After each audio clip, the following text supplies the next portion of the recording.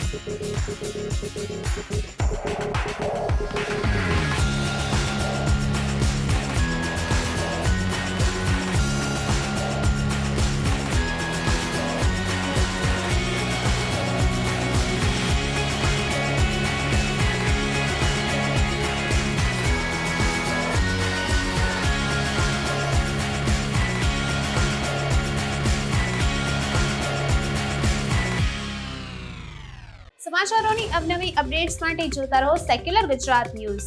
સાથે secular Gujarat news ચેનલને like, share અને સબસ્ક્રાઇબ કરો અને બેલ આઇકોન દબાવીને સમાચારોની ઝડપી માહિતી મેળવો।